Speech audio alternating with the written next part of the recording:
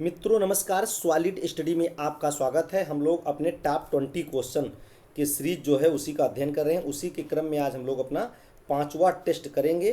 तो चलिए देखते हैं हम लोग कि क्वेश्चन नंबर 1 कौन सा है।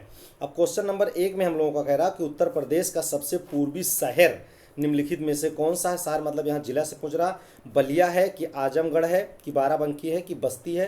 तो हम लोगों को ध्यान देना है कि सबसे पूर्वी शहर उत्तर प्रदेश का सबसे पूर्वी जिला कौन सा हो जाएगा। तो सबसे पूर्वी हो जाएगा बलिया। हम लोग अगर उत्तर प्रदेश के मैप में मित्रों देखें तो इस प्रकार से कुछ अगर हमारा उत्तर प्रदेश का मैप हो जाएगा, यहाँ पर नीचे अगर हम लोग ऐसे करके देखें तो ये ललितपुर हो जाएगा और इस प्रकार से ये थोड़ा सा ऐसे करके उत्तर प्रदेश का कुछ मैप है। तो ये सबसे उत्तर में हमारा क्या है, सहारनपुर। क्या है, सहारनपुर है जो कि सबसे उत्तरी है। और सबसे पश्चिम में आपका पड़ जाता है शामली। क्या पड़ता है, शामली। हम लोग को ध्यान देना सबसे पश्चिमी जिला है। और जो सबसे उत्तर वो सबसे नीचे मतलब सबसे दक्षिणी जिला हम लोगों को ध्यान देना है। तो सबसे दक्षिण में क्या हो जाएगा, सोनभद्र। क्या हो जाएगा, सोनभद्र हो जाएगा। और सबसे पूर्व में सबसे पूर्व में क्या है हमारा, बलिया है। तो इस प्रकार की ये उत्तर प्रदेश के चारों मतलब जिले हैं जो सबसे उत्तरी, सबसे दक्षिणी और सबसे पश्चिमी और सबसे पूर्वी जिले हैं। चलिए नेक्स्ट क्वेश्चन हम लोग देखते हैं। क्वेश्चन नंबर अगला, क्वेश्चन नंबर दूसरा। क्वेश्चन नंबर दूसरे में कह रहा है कि भारत फ्रांस संयुक्त सैन्य अभ्यास शक्ति के 7वें संस्करण का आयोजन कहाँ हुआ है। तो नांत फ्रांस में हुआ है कि पेरिस फ्रांस में हुआ है कि उमरोई भारत में हुआ है कि बकलोह भारत में हुआ। तो ये हम लोग को ध्यान देना है कहाँ पर इसका आयोजन हुआ है। तो इसमें हमारा ऑप्शन सी सही हो जाएगा, उमरोही। क्या है, उमरोई जो है, उमरोई भारत में है। कहाँ पर है हम लोग को ध्यान देना है, ये मेघालय में है। कहाँ पर है, मेघालय में है। ये हम लोग को ध्यान देना है। तो इस प्रकार से हमारा ऑप्शन सी से हो जाएगा। बहुत इंपॉर्टेंट शक्ति जो सैन्य अभ्यास है ये बहुत इंपॉर्टेंट है मित्रों, भारत और फ्रांस के बीच में। ये हम लोग को ध्यान देना है। एक साल फ्रांस में होता है, दूसरे साल भारत में होता है। ये हम लोग को देखना है। नेक्स्ट हम लोग देखते हैं क्वेश्चन नंबर तीसरा। क्वेश्चन नंबर तीसरे में हम लोगों को देखना है हिंदू मुस्लिम एकता का राष्ट्रीय मतलब हिंदू मुस्लिम एकता का जो प्रतीक है सुलह कुल उत्सव, सुलह कुल उत्सव आयोजित किया जाता है। कहाँ पर आयोजित किया जाता है ये पूछ रहे हैं। आगरा में आयोजित होता है कि इटावा में आयोजित होता है कि अलीगढ़ में होता है या बाराबंकी में। तो हम लोग को ध्यान देना जो सुलह कुल उत्सव होता है ये कहाँ पर होता है, आगरा में होता है। ये हम लोग को ध्यान देना, कई बार ये परीक्षाओं में आया हुआ है। ये कहाँ पर आयोजित होता है, आगरा में होता है। ये हम लोग को ध्यान देना है। और ये हिंदू मुस्लिम की एकता के लिए काफ़ी फेमस है। ये हम लोग को ध्यान देना है, इसीलिए ये काफ़ी पूछा जाता है। नेक्स्ट हम लोग देखते हैं क्वेश्चन नंबर अगला, क्वेश्चन नंबर चौथा। क्वेश्चन नंबर चौथे में कह रहा है हम लोगों का, कह रहा है अशोक ने किस बौद्ध साधु से प्रभावित होकर बौद्ध धर्म अपनाया था। ऑप्शन ए में कह रहा है विष्णुगुप्त से कि ऑप्शन बी में ब्रह्मगुप्त से कि ऑप्शन सी में कह रहा है उपगुप्त से कि ऑप्शन डी में कह रहा है कि बृहद्रथ से। तो किस बौद्ध भिक्षु मतलब बौद्ध साधु से प्रभावित होकर बौद्ध धर्म अपनाया था। तो हम लोग को ध्यान देना उपगुप्त से। किससे, उपगुप्त से प्रभावित होकर इन्होंने क्या अपनाया था, बौद्ध धर्म को अशोक ने अपनाया था। ये हम लोगों को ध्यान देना है। ये दिव्यावदान, ये बौद्ध धर्म का एक ग्रंथ है, बौद्ध धर्म का दिव्यावदान। क्या है, दिव्यावदान। इसी में लिखा हुआ है कि उपगुप्त से प्रभावित होकर गौतम बुद्ध ने बौद्ध धर्म अपनाया था। उपगुप्त को कहीं कहीं हम लोग को ध्यान देना है निग्रोह मिला, क्या निग्रोथ लिखा हुआ मिलता है। ये इसका नाम देख सकते हैं, निग्रोथ। ये हम लोगों को ध्यान देना है। नेक्स्ट हम लोग देखते हैं क्वेश्चन नंबर अगला, क्वेश्चन नंबर पांचवा। क्या है, क्वेश्चन नंबर पांचवें में कह रहा है कि उत्तर प्रदेश में एक बब्बर शेर सफारी स्थापित किया जा रहा है। कहाँ पर स्थापित किया गया है, ये बलरामपुर में स्थापित किया गया है कि रायबरेली में कि पीलीभीत में कि इटावा में। तो बब्बर शेर सफारी कहाँ स्थापित किया गया है, हम लोग को ध्यान देना है इटावा में। कहाँ पर, इटावा में स्थापित किया गया है। ये हम लोग को ध्यान देना है। ये शेर सफारी मतलब शेरों के रहने के लिए स्थान है। और प्लस यहीं पर ये कहने का मतलब है इटावा में ही शेर सफारी भी है। और प्लस यहीं पर शेर का प्रजनन केंद्र भी है। ये हम लोगों को ध्यान देना है, शेरों का प्रजनन केंद्र भी यहीं इटावा में है। तो इस प्रकार अगर चाहे प्रजनन केंद्र करके पूछे या शेर सफारी, हम लोग को ध्यान देना है कहाँ पर, इटावा में होगा। नेक्स्ट हम लोग देखते हैं क्वेश्चन नंबर छठा। क्या है, क्वेश्चन नंबर छठवां है हम लोगों का कि निम्नलिखित में से कौन सी भौतिक राशि अन्य से भिन्न है। कार्य ऊर्जा है कि गतिज ऊर्जा है कि बल ऊर्जा है कि स्थितिज ऊर्जा है। तो ये हम लोग को ध्यान देना है कौन सी भौतिक राशि पूछ रहा है, अन्य से भिन्न है। तो हम लोग को ध्यान देना है यहाँ पर बल हो जाएगा। क्योंकि हम लोग को ध्यान देना भौतिक राशियाँ मुख्य रूप से दो प्रकार की होती है। एक होती है अदिश राशि। क्या होती है, अदिश राशि और एक होती है सदिश राशि। तो जो अदिश राशियां होती हैं उसमें केवल परिमाण की आवश्यकता होती है, दिशा की नहीं, और इसमें परिमाण प्लस दिशा की दोनों की आवश्यकता होती है। तो जैसे सदिश राशियों में हमारा बल है, त्वरण है, इस प्रकार के राशि आ जाएंगी, और अदिश राशियों में केवल जिसमें है आपका कार्य है, गति है, स्थिति मतलब ऊर्जा है। तो इस प्रकार की चीज़ें किसमें आ जाएंगी, अदिश राशियों में, और बल वगैरह सदिश राशियों में, इसलिए बल भिन्न है, ये हम लोग को ध्यान देना है। नेक्स्ट हम लोग देखते हैं क्वेश्चन नंबर 7वां।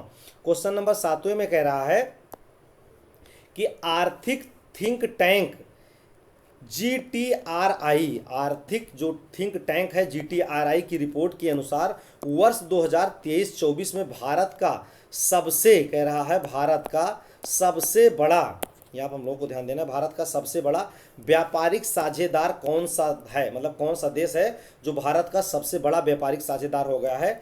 किस रिपोर्ट के अनुसार, रिपोर्ट 2023-24 के अनुसार हम लोग को ध्यान देना है। USA हो गया है कि UAE हो गया है कि रूस हो गया है कि चाइना हो गया है। तो भारत का सबसे बड़ा व्यापारिक साझेदार 23-24 में हम लोग को ध्यान देना है, कौन हो गया है, चाइना हो गया है। और किसको पिछाड़े हुए हैं, तो ये USA को पीछे करके अब भारत के साथ सबसे बड़ा व्यापारिक साझेदार ये हो गया, कौन हो गया, चाइना हो गया। इन्होंने अमेरिका को यहाँ से हटा दिया, ये हम लोग को ध्यान देना है। इतना ज़्यादा अंतर विरोध होने के बावजूद भी भारत और चीन के बीच व्यापार बढ़ रहा है, ये हम लोग को ध्यान देना है। अब भारत का सबसे बड़ा व्यापारिक साझेदार चाइना हो गया, अमेरिका नहीं है, ये हम लोग को ध्यान देना है। बहुत इंपॉर्टेंट क्वेश्चन है। नेक्स्ट हम लोग देखते हैं क्वेश्चन नंबर 8। क्वेश्चन नंबर 8 में कह रहा है उत्तर प्रदेश का कौन सा जिला अवनलिका अपर्दन, अपर्दन हम लोग जानते हैं मिट्टी के कटाव को क्या कहते हैं, मृदा के कटाव को अपर्दन कहते हैं। तो कहते हैं अवनलिका अपर्दन से प्रभावित जिला, मतलब कौन सा जिला ऐसा है जो अवनलिका अपर्दन से सबसे ज़्यादा प्रभावित है। आगरा है कि झांसी है कि इटावा है कि ललितपुर है। तो ये हम लोग को ध्यान देना है, कौन सा जिला जो है वो अवनलिका अपर्दन से, मतलब मिट्टी का कटाव जो है नलिका मॉडल में ऐसे कर करके सबसे ज़्यादा मिट्टियाँ इसी के द्वारा पानी के साथ बह जाती हैं। तो सबसे ज़्यादा हम लोग को ध्यान देना कौन सा जिला प्रभावित है, तो ये हम लोग को ध्यान देना इटावा, कौन सा जिला, इटावा सबसे ज़्यादा प्रभावित है अवनलिका अपर्दन के द्वारा। ये अवनलिका अपर्दन यहाँ सबसे ज़्यादा क्यों होता है, तो हम लोग को ध्यान देना है जो इटावा है वो यमुना, क्या कह रहा है, यमुना ना है, ये यमुना प्लस चंबल नदी के बीच में है। क्या है, यमुना और चंबल नदी के बीच में है। और ये दोनों नदियाँ क्या करती हैं, बड़े बड़े गड्ढों और बीहड़ों का निर्माण करती हैं। क्या करती हैं, बीहड़ों का निर्माण करती हैं। तो उसी के माध्यम से पानी के द्वारा नली से मिट्टी भी बह जाती है और एक बीच बीच में नली मॉडल में बन जाती है। तो इसको क्या कहते हैं, अवनलिका अपर्दन कहा जाता है। ये हम लोग को ध्यान देना है। तो इटावा हो जाएगा। नेक्स्ट हम लोग देखते हैं क्वेश्चन नंबर 9। क्वेश्चन नंबर 9 में कह रहा है कि आलू निम्नलिखित में से किसका एक प्रमुख स्रोत है।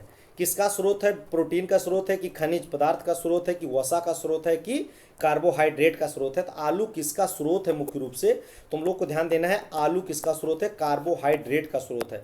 और कार्बोहाइड्रेट जो इसमें मतलब आलू में पाई जाती है, हम लोग को ध्यान देना है कार्बोहाइड्रेट में लगभग केवल 17% कार्बोहाइड्रेट पाए जाते हैं। और क्या होते हैं, जल होते हैं, और कुछ मात्रा में नाम मात्र का प्रोटीन भी होता है। लेकिन सबसे ज़्यादा क्या होता है कार्बोहाइड्रेट में, जल होता है। ये हम लोग को ध्यान देना है। लगभग 17% ही कार्बोहाइड्रेट होता है। तो कार्बोहाइड्रेट के मुख्य स्रोत में जैसे आपका आलू आता है, बहुत ज़्यादा पूछा जाता है, और चावल, क्या है, चावल, चावल में भी काफ़ी मात्रा में हम लोग को ध्यान देना है कार्बोहाइड्रेट पाए जाते हैं। नेक्स्ट हम लोग देखते हैं क्वेश्चन नंबर 10वां। क्वेश्चन नंबर 10 है हम लोगों का, कह रहा है कि उत्तर प्रदेश का पहला ग्लास स्काई वॉक ब्रिज किस जिले में बनकर तैयार हो गया है। मतलब जो ग्लास का ब्रिज होता है, हम लोग देखे होंगे मोबाइल पर, बहुत लोग उस पर चलते हैं, लगता है फूट गया और पकड़ के नीचे बैठ जाते हैं, डर जाते हैं। तो ग्लास स्काई ब्रिज मतलब वो आकाश में लगता है, लटका हुआ है, ग्लास का ब्रिज ऐसा होता है। किस जिले में बनकर तैयार हो गया है, चित्रकूट में कि ललितपुर में कि गोरखपुर में कि इलाहाबाद में, हम लोग को ध्यान देना है। तो ये चित्रकूट में, उत्तर प्रदेश के चित्रकूट जिले में बनकर तैयार हो गया है। अब ये बहुत जल्दी ही क्या हो जाएगा, टूरिज्म के लिए खोल दिया जाएगा। इससे उत्तर प्रदेश की बहुत ज़्यादा इनकम भी बढ़ेगी। हम लोग को ध्यान देना है कहाँ पर है, चित्रकूट में है। ये आप इसको घूमने के लिए जा सकते हैं। ये उत्तर प्रदेश का पहला है, ये हम लोग को ध्यान देना है। नेक्स्ट हम लोग देखते हैं क्वेश्चन नंबर, एक चीज़ हम लोग यहाँ पर और देख सकते हैं कि अगर इसके बारे में पूछा जाए, चित्रकूट में है और इसमें से क्वेश्चन आ सकता है किस आकार का है, तो ये हम लोग को ध्यान देना है। ये धनुष और तीर के आकार का, किसका है, धनुषा आकार का है, ये हम लोग को ध्यान देना है। इस पर आप जाकर के ऐसे घूम सकते हैं, ये हम लोग को ध्यान देना, किस आकार का, धनुष और तीर के आकार का है। धनुष जो है लगभग वो 35 मीटर की है, क्या है, 35 मीटर चौड़ी है, और तीर लगभग 25 मीटर, ये हम लोग को ध्यान देना है। नेक्स्ट हम लोग देखते हैं क्वेश्चन नंबर अगला, क्वेश्चन नंबर 11। क्वेश्चन नंबर 11 में हम लोग को ध्यान देना है, कह रहा अजंता और एलोरा की गुफाएं किस नगर में स्थित हैं, नासिक में है कि मुंबई में है कि औरंगाबाद में है कि पुणे में है। तो ये हम लोग को पता है, ये सब जितने दिए हैं चारों ऑप्शन महाराष्ट्र के हैं, तो जाहिर सी बात है महाराष्ट्र में ही है। तो इसमें कह रहा है किस जिले में है, तो हम लोग को ध्यान देना औरंगाबाद में। कहाँ पर है, औरंगाबाद जिले में है, ये हम लोग को ध्यान देना, बहुत ज़्यादा फेमस है। तो अजंता और एलोरा की गुफाएं कहाँ पर है, महाराष्ट्र के, कहाँ पर है, महाराष्ट्र प्रदेश के औरंगाबाद जिले में है, ये हम लोगों को ध्यान देना है। चलिए नेक्स्ट हम लोग देखते हैं क्वेश्चन नंबर अगला, क्वेश्चन नंबर 12। क्वेश्चन नंबर 12 में कह रहा है कि निम्नलिखित में से किसको 2024 में भारत रत्न पुरस्कार नहीं मिला। नहीं वाला ऑप्शन देना है हम लोगों को। चौधरी चरण सिंह को नहीं मिला, कि कर्पूर ठाकुर को नहीं मिला, कि वर्गीज कुरियन को नहीं मिला है, कि नरसिम्हा राव को नहीं मिला है। तो इसमें हम लोगों को ध्यान देना है किसको नहीं मिला है, नहीं हम लोगों को ध्यान देना है। तो इसमें हमारा ऑप्शन सी सही हो जाएगा। कौन हो जाएगा, ऑप्शन सी।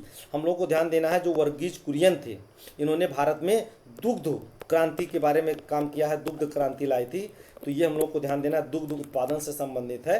तो किसको किसको मिला है हम लोग को ध्यान देना, चौधरी चरण सिंह को भी 2024 में मिला है, कर्पूर ठाकुर को भी मिला, नरसिम्हा राव को मिला है।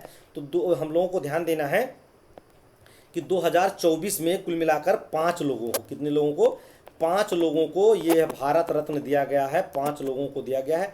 इसमें से मुख्य रूप से हम लोग को ध्यान देना है नंबर 1 पर, सबसे पहले मतलब नंबर 1 या सबसे पहले मिला था कर्पूर ठाकुर को, ये हम लोग को ध्यान देना है।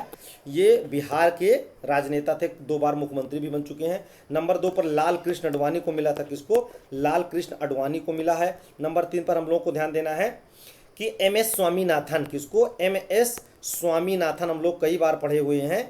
MS स्वामीनाथन भारत में हरित क्रांति की जन्मदाता है, तो हम लोग को हरित क्रांति वाला याद रखना है, दुग्ध क्रांति याद नहीं रखना है। और नंबर 4 पर देखा जाए हम लोगों को, तो किसको मिला, चौधरी चरण सिंह को, क्या है, चरण सिंह को मिला, चौधरी चरण सिंह को मिला है, ये हम लोग को ध्यान देना है। और एक है PV नरसिम्हा राव, भारत के प्रधानमंत्री रह चुके हैं, तो PV नरसिम्हा राव। तो 5 लोगों को भारत रत्न मिला है 2024 में, हम लोग को याद रखना। मोस्ट इंपॉर्टेंट क्वेश्चन, नंबर 1 पर कर्पूर ठाकुर, नंबर 2 पर लाल कृष्ण आडवाणी, नंबर 3 पर MS स्वामीनाथन, नंबर 4 पर चौधरी चरण सिंह, नंबर 5 पर PV नरसिम्हा राव, ये हम लोग को ध्यान देना है। 5 लोगों को मिला हुआ है। नेक्स्ट हम लोग देखते हैं क्वेश्चन नंबर 13। क्वेश्चन नंबर 13 में कह रहा है कि WHO, कह रहा है WHO मतलब विश्व स्वास्थ्य संगठन का मुख्यालय कहाँ पर स्थित है। तो पेरिस में है, कि वाशिंगटन मतलब USA में है, कि जेनेवा स्विट्जरलैंड में है, कि लंदन UK में है, ये हम लोग को ध्यान देना है। तो कहाँ पर WHO, ये हम लोग को ध्यान देना है कि इसका वर्ल्ड हेल्थ ऑर्गेनाइजेशन इसका मुख्यालय कहाँ पर है। तो हम लोग को ध्यान देना है इसका मुख्यालय जेनेवा में है। कहाँ पर, स्विट्जरलैंड के जेनेवा शहर में है, ये हम लोग को ध्यान देना है। हम लोग को यहाँ पर इसकी स्थापना भी देख लेना है कि स्थापना पूछा जा सकता है कि WHO की स्थापना कब हुई थी। तो हम लोग को ध्यान देना है WHO की स्थापना 7 अप्रैल कब है, 7 अप्रैल 1948 को हुई थी, 7 अप्रैल 1948 को हुई थी। इसलिए 7 अप्रैल को हम लोग को जानते हैं स्वास्थ्य दिवस भी मनाया जाता है। तो ये हम लोग को याद रखना है। नेक्स्ट हम लोग देखते हैं क्वेश्चन नंबर 14। क्वेश्चन नंबर 14 में कह रहा है कि यदि सरकार द्वारा राज्य के नीति निर्देशक सिद्धांतों, नीति निर्देशक सिद्धांत मतलब होता है नीति निर्देशक तत्वों, राज्य के नीति निर्देशक सिद्धांतों को लागू नहीं किया जाता है, तो एक नागरिक निम्नलिखित में से किसके पास जा सकता है। कि वो राज्य नहीं लागू कर रहा है तो किसके पास, कहने मतलब जा सकता है, तो उच्च न्यायालय के पास जा सकता है एक व्यक्ति, कि उच्चतम न्यायालय के पास जा सकता है, कि राष्ट्रीय मानवाधिकार आयोग के पास जा सकता है, कि निम्नलिखित में से कोई मतलब किसी के पास नहीं जा सकता है। तो हम लोगों को ध्यान देना है कि जो राज्य के नीति निर्देशक तत्व हैं या राज्य के नीति निर्देशक सिद्धांत हैं, इसको अगर राज्य लागू नहीं करता है तो व्यक्ति इनमें से किसी के पास नहीं जा सकता है। मतलब कि इसको राज्य के ऊपर डिपेंड है लागू करने के लिए, इसके ऊपर प्रेशर नहीं बनाया जा सकता, न्यायालय में विचारणीय नहीं है कि लागू करेगा कि नहीं करेगा। ये मूल अधिकार के उल्टा है, मूल अधिकार के क्या है, उलट है, ये हम लोगों को ध्यान देना है। ये मूल अधिकार के अपोजिट है। मूल अधिकार के लिए व्यक्ति न्यायालय का शरण ले सकता है, लेकिन इसके लिए नहीं ले सकता, ये हम लोगों को ध्यान देना है। तो ऑप्शन डी सही हो जाएगा। मोस्ट इंपॉर्टेंट क्वेश्चन इस प्रकार के आते हैं। नेक्स्ट हम लोग देखते हैं क्वेश्चन नंबर 15। क्वेश्चन नंबर 15 में कह रहा है कि वर्तमान में भारत में कितने रामसर स्थल हो गए हैं, ये हम लोग को ध्यान देना है। तो वर्तमान में भारत में कितने रामसर स्थल हो गए हैं, तो वर्तमान में भारत में 82 रामसर स्थल हो गए हैं, हम लोग को ध्यान देना है। अभी तक 80 थे।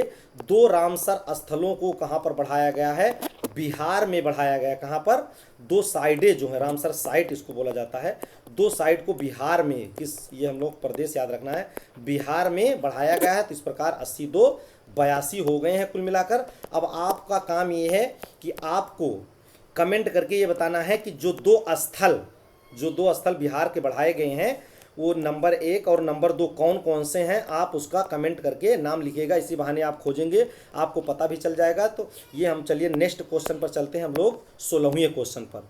क्वेश्चन नंबर 16 है हम लोगों का। कह रहा है इसमें कि वित्तीय आपातकाल कितने समय के लिए लागू किया जा सकता, मतलब की जा सकती है। वित्तीय आपातकाल कितने समय के लिए लागू किया जा सकता है, तो 6 महीने के लिए, 24 महीने के लिए, 12 महीने के लिए और अधिकतम कोई अवधि नहीं। तो इसमें से कह रहा है कितने समय के लिए लागू किया जा सकता है, ये हम लोग को ध्यान देना है।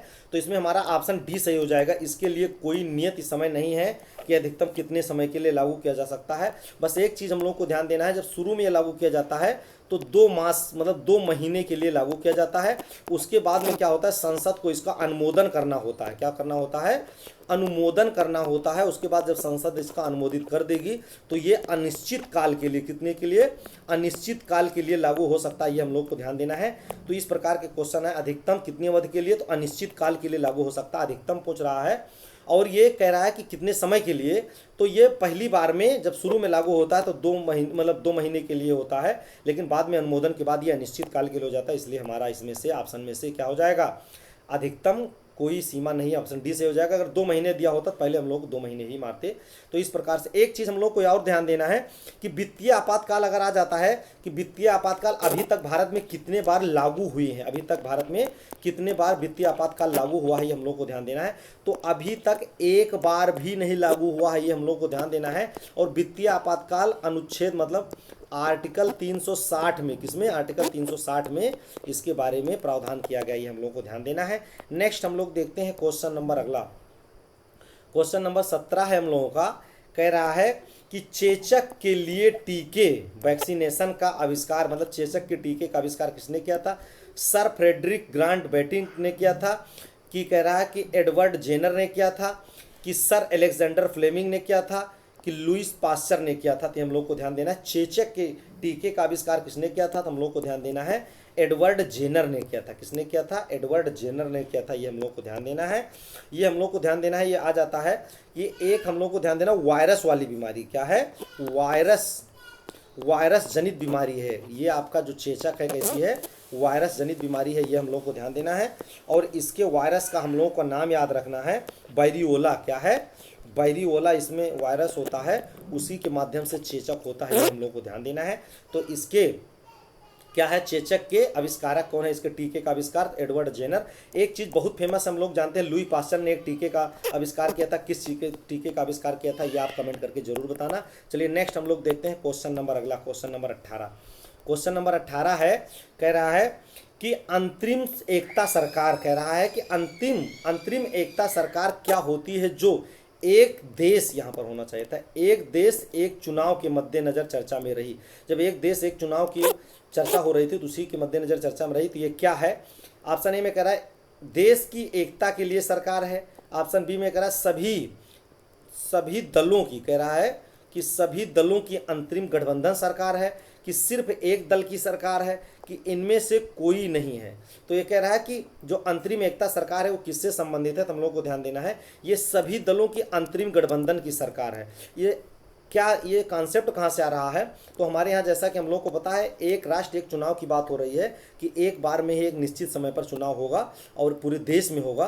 तो इसमें यह है कि अगर भारत में संसदीय प्रणाली है और बीच में अगर कभी सरकार गिर जाती है, किसी को बहुमत नहीं मिलता है, तो बीच में इलेक्शन ना हो, इसके लिए सभी दलों को, जो राष्ट्रीय दल होंगे, सभी दलों को मिला करके क्या होगा कि एक अंतरिम गठबंधन की सरकार चलाई जाएगी। वही जो है सरकार शेष समय के लिए सरकार चलाएगी, और जब उसका टाइम आएगा, मान लीजिए 5 साल बाद, तो फिर चुनाव होगा, बीच में चुनाव नहीं होगा। तो इसीलिए अंतरिम एकता सरकार का अर्थ क्या है कि सभी दलों की, कह रहा है सभी दलों की अंतरिम गठबंधन की सरकार। ऑप्शन बी सही हो जाएगा। नेक्स्ट हम लोग देखते हैं क्वेश्चन नंबर 19। क्वेश्चन नंबर 19 में हम लोगों का कह रहा है, बहुत इंपॉर्टेंट क्वेश्चन है, कह रहा है किस नदी पर और किस राज्य में जायकवाड़ी बांध अवस्थित है? जायकवाड़ी बांध जो है किस नदी पर और किस राज्य में अवस्थित है? तो ये हम लोग को ध्यान देना है। तो ये कहाँ पर है? रावी नदी पर पंजाब में स्थित है, कि बनास नदी पर राजस्थान में स्थित है, कि गोदावरी नदी पर महाराष्ट्र में स्थित है, कि पेरियार नदी पर केरल में स्थित है? तो कहाँ पर जायकवाड़ी बांध स्थित है, ये हम लोग को ध्यान देना है। तो इसमें हमारा ऑप्शन सी सही हो जाएगा। क्या हो जाएगा? ऑप्शन सी, ये गोदावरी नदी पर कहाँ पर स्थित है? महाराष्ट्र में स्थित है, ये हम लोग को ध्यान देना है। और महाराष्ट्र के औरंगाबाद, कहाँ है? जहाँ पर एलोरा अजंता की गुफाएं हम लोगों ने देखा था, औरंगाबाद जिले में स्थित है, ये हम लोग को ध्यान देना है। औरंगाबाद काफ़ी फेमस है। तो ये गोदावरी पर जायकवाड़ी बांध जो है महाराष्ट्र में औरंगाबाद में स्थित है, ये हम लोग को ध्यान देना है। नेक्स्ट हम लोग देखते हैं क्वेश्चन नंबर, अगला क्वेश्चन नंबर, ये हमारा 20वां और लास्ट क्वेश्चन है जिसमें हम लोग ये सीरीज देख रहे हैं टॉप 20 क्वेश्चन की। कह रहा है कि मीनाक्षी मंदिर स्थित है, मीनाक्षी मंदिर कहाँ पर स्थित है? मदुरई में स्थित है, कि पुदुकोट्टो में स्थित है, कि श्रीरंगम में स्थित है, कि तंजावुर में स्थित है? तंजावुर या तंजावर कहीं कहीं लिखा रहता है, तंजावुर में स्थित है। तो हम लोग को ध्यान देना है मीनाक्षी मंदिर कहाँ पर है? मदुरई में स्थित है। कहाँ पर स्थित है? मदुरई में स्थित है, ये हम लोग को ध्यान देना है। मदुरई किस प्रदेश में पड़ता है? तो हम लोग को ध्यान देना है ये तमिलनाडु में। कहाँ पर? तमिलनाडु में ही पड़ता है मदुरई, ये हम लोग को ध्यान देना है, बहुत इंपॉर्टेंट है। मदुरई से इंपॉर्टेंट क्वेश्चन जो आते हैं ये हम लोग को ध्यान देना है। मदुरई से क्वेश्चन आता है कि मदुरई किसकी राजधानी थी? हम लोग को ध्यान देना है ये पांड्य वंश के शासकों की। किसके? पांड्य वंश के जो शासक थे उन्हीं की राजधानी रही है, हम लोग को ध्यान देना है। तो पांड्य वंश के शासकों की राजधानी मदुरई रही है, तो ये हम लोग को ध्यान देना है। कहाँ पर स्थित है? तमिलनाडु में है, तमिलनाडु का एक जिला है मदुरई, ये हम लोग को ध्यान देना है। नेक्स्ट हम लोग देखते हैं, चलिए ये 20 क्वेश्चन मित्रों हम लोगों का था, ये कंप्लीट हो गया है। इस प्रकार से हम लोग अगर 20-20 क्वेश्चन करते रहे, बहुत इंपॉर्टेंट क्वेश्चन है, तो हम लोगों का अच्छे से बेहतरीन क्वेश्चन धीरे धीरे बढ़ता चला जाएगा। तो चलिए इसी प्रकार से आप पढ़ते रहिए, हम लोग नेक्स्ट वीडियो में फिर मिलेंगे मित्रों। तब तक के लिए जय हिंद, जय भारत।